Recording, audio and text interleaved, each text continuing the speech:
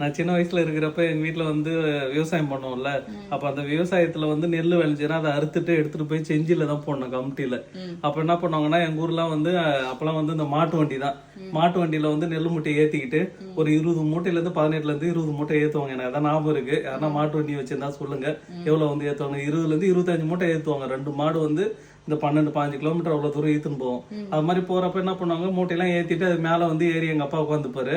அப்ப ஏறி போனப்ப எங்க அம்மா என்ன பண்ணுவாங்க, சாப்பாடு எல்லாம் கட்டி ஒரு வாளி மாதிரி இருக்கும், சின்ன தொக்கு, அந்த தூக்குன்னு சொல்லுவாங்க, அது மாதிரி இது உள்ள எடுத்துட்டு போயிடுவாரு. இன்னைக்கு நைட்டு போனாருன்னா என்னைக்கு தெரியுமா வருவாரு, போய் வந்து நைட்டு வெயிட் எல்லாம் போட்டுட்டு அப்புறம் ரேட்டு போடுறதுக்கு வெடிக்கால தான் ரேட்டு போடுவாங்க. அப்பதான் வருவாங்க அந்த முதலாளி இவங்க எல்லாம் நெல் எடுக்கிறவங்க. அந்த ரேட்டு போட்டு அந்த காசு வாங்குறதுக்கு மறுநாள் நைட் ஆயிடும். மறுநாள் நைட்டு தான் வீட்டுக்கே வருவார். இன்னைக்கு நைட்டு போனாருன்னா 2 நாள் கிட்ட ஆயிடும். அப்பெல்லாம் வரப்ப பார்த்தா உப்புக்கல்ல, பட்டாணி, அப்புறம் எங்க அம்மாவுக்கு ஏதாவது, ஆமா நெல் வித்தாதான் இதெல்லாம் வரும். உப்புக்கல்ல, பட்டாணி, வேற ஏதாவது ஸ்பெஷலா ஏதாவது வாங்கின்னு வருவாரு. எங்க அம்மாக்கு என்ன வாங்குறேன் எனக்கு ஞாபகம் இல்லை. நம்ம சும்மா அடிச்சு விட கூடாது, பிரியாணி மல்லிப்பூ வாங்கின்னு வருவாரு, அல்வா வாங்கின்னு வருவாரு அப்படின்னு எனக்கு தெரிஞ்சு ஞாபகம் இல்லை. அது மாதிரிலாம் வாங்கி அந்த மாதிரி கொஞ்சம் அன்னைக்கு கொஞ்சம் ஹாப்பியா இருப்பாங்க. அந்த நெல் வித்தன அன்னைக்கு கொஞ்சம் நல்ல விலை போச்சுன்னா, அதே விலை கொஞ்சம் கம்மியா போச்சுன்னா அதுவும் வேற புலம்பிட்டே வருவாரு.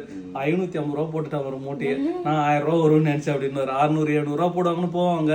பார்த்தனா 550 ரூபா தான் போடுவாங்க. கேட்டா பதிர் வந்துச்சு, முளைச்சிச்சு, அதுல வந்து கருப்பு வந்துச்சு நெல்லுல அப்படின்னு சொல்லி இது பண்ணி வேலையை கம்மியா போட்டுருவாங்க. என்னைக்குமே விவசாயிங்களுக்கு ஹாப்பியா இருக்காது. அன்னைக்கு ஒரு நாள் தான் கொஞ்சம் ஹாப்பியா இருப்பாங்க. அதுலயே ரேட்டு போடுறப்ப ஏதாவது ஒண்ணு முடிச்சு விட்டு போயிடுவாங்க போறவங்க. சோ இது மாதிரி என்ன பண்ணுவாங்கன்னா அப்ப சாப்பாடு செஞ்சு கொடுத்து விடுவாங்க எங்க அம்மா. அதுதான் இப்ப ஞாபகம் வருது. நான் வேலைக்கு போறப்ப இப்ப எங்க ஒய்ஃப் செஞ்சு கொடுக்குறாங்க. அதாவது வேலைக்கு போறதும் மாறல, சாப்பாடு கட்டுறதும் மாறல, ஆனா லைஃப் ஸ்டைல் மட்டும் தான் மாறி போயினுங்குது. ஓகேங்களா? இப்ப அடுத்த ஜென்ரேஷன் எப்படி இருக்குன்னு தெரியல. அவங்க ஒய்ஃப் வந்து என்ன பண்ணுவாங்க, என்ன சொல்றது, பீஸா, பர்கரு இதெல்லாம் வீட்லயே செஞ்சு கட்டி கொடுத்துருவாங்க போல நிருமனுக்கு. ஆனா லாஸ்ட் வரைக்கும் சாப்பாடு கட்டுறது வேலை முடியாது போல. ஓகே மக்களே, இதே மாதிரி எத்தனை பேர் வந்து உங்க வீட்டுல வந்து நெல் விற்க போயிருப்பாங்க. நெல்லு, கம்பு, கேழ்வரகு இது இதெல்லாம் வித்துட்டு வரப்பதான் ஏதாவது கொஞ்சம் ஸ்பெஷலா வாங்கிடுவாங்க.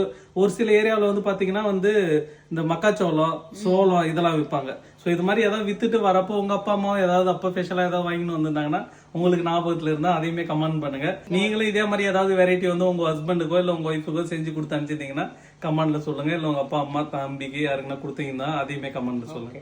ஓகே மக்கள்.